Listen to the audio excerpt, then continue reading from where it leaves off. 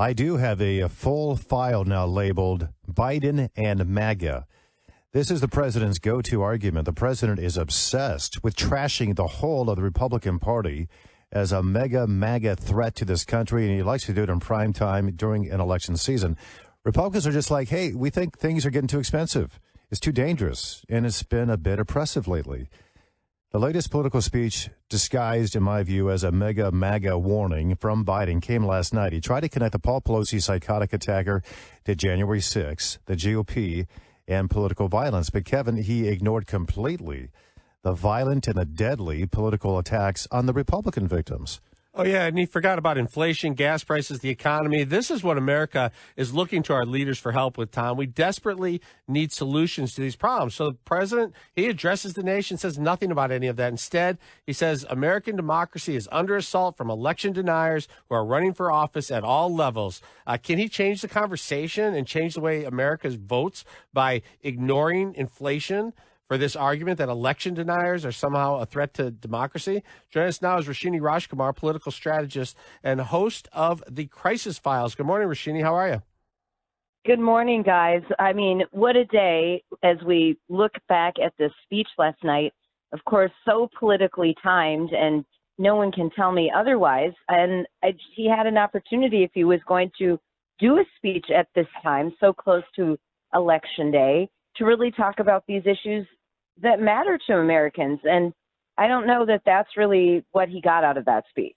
Yeah. Do you think this message at this time and ignoring the other issues, do you think his speech helped Democrats or hurt Democrats who are running in neck and neck races?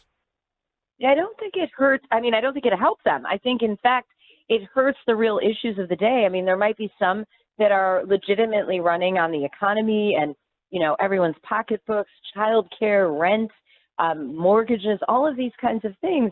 And we really didn't see any of that. In fact, just to make sure I didn't miss that from what I did watch, I read the transcript of the speech this morning, so I was fully versed in what I was going to talk about with you this morning. And it seems like it's more of this political jingoism, kind of what both appeals and repels the extremes of both parties. And that's really not what the president should be doing, especially this close to the midterm election. You know, I get the idea of securing elections and having faith in the process. I understand that. I think it's important. But the reality is that neither Democrats nor Republicans have 100% faith in our elections. I mean, Democrats have demonstrably questioned it very publicly over many years. But this seems to be Biden's main point, that now, being a so-called election denier, is the end of democracy. Is that in any sense resonating with Americans? You know, I think it's got to resonate with some Americans, but here's my issue, Tom. We've talked on your show about every time you reference Trump, you denigrate the MAGA Republicans. Every time you do that, you give those people that are Biden's political opposites more power. So to me, it is not a good PR strategy to continue to do that, because it just says you're kind of in this defensive posture and you're really worried about your chances instead of running on the positive things you are doing. That would be a better strategy. Yeah, they don't have a lot of positive, in my view, to run on, whether it's the economy or crime or education.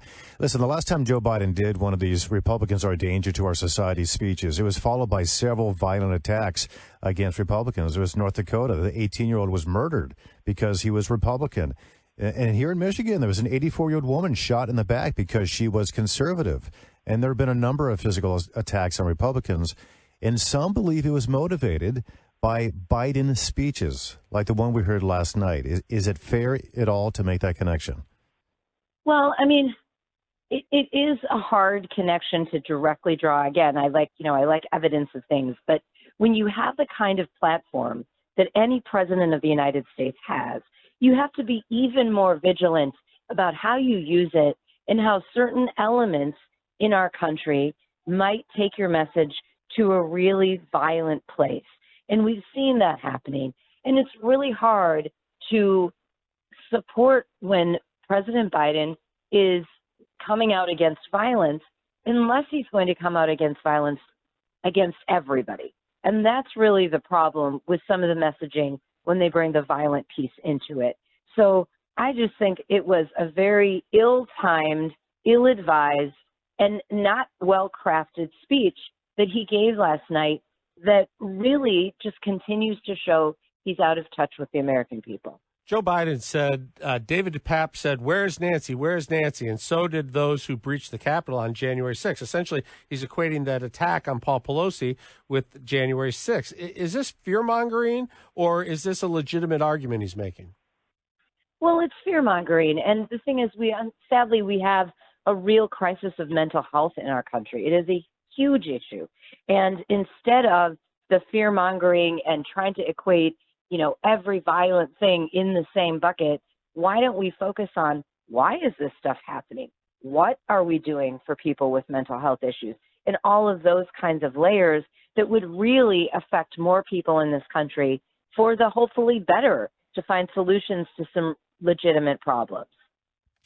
This threat to democracy case that the president keeps making because of the election denialism and whatnot, there is another effort that's been uncovered that there is a real threat to free speech in this country, and really directly from the Department of Homeland Security. When we're talking about social media, Facebook, and these things have been uncovered that the Homeland Security is actively going after people posting things, maybe criticizing Biden's pullout from Afghanistan or the origins of COVID or 2020.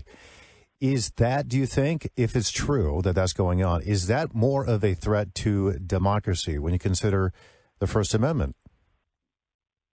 Yeah, it is really a threat to democracy. I mean, those platforms were originally out there so individuals could have a free form of communicating their messages, their platforms.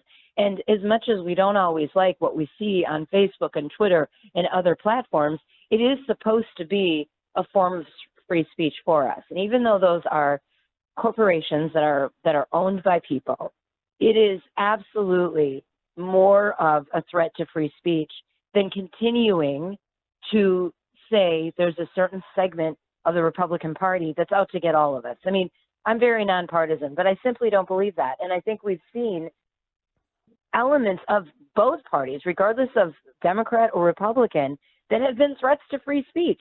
So it's not like just one party is perpetrating that kind of behavior. And for those who don't discern and don't read and don't understand, the actual issues of the day, or don't understand the Constitution, when you have a platform like that of the President of the United States, and there are millions, tens of millions, maybe even hundreds of millions of people that are going to believe what you say, both in this country and across the world, you have to be very careful how you use your platform. Down the stretch, everyone's looking to win over independents. Biden ran as the great uniter. Now, every chance he gets, it seems, he proves to be a great divider. How do independents look at this?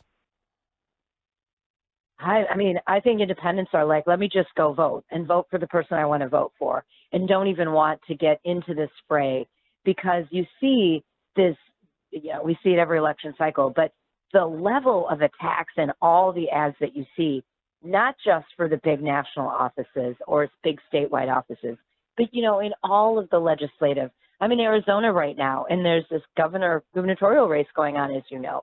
And I can't believe some of the things both sides are hurling at the other side.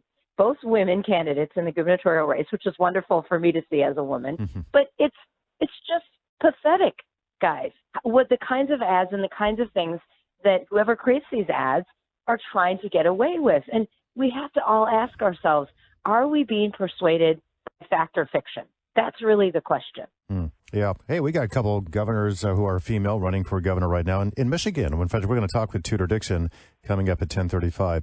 We appreciate your perspective, and I know you deal with crises quite a bit. You're the host of the Crisis Files, and you understand this. And I think we're in a bit of a crisis right now, and so are the Democrats. And they should call you and say, "How do I get out of this?" Well, thanks, Tom. Yeah, Roshini, thanks so much, guys. Yeah, Roshini Rajkumar, political strategist and host of the Crisis Files. Thank you, Roshini.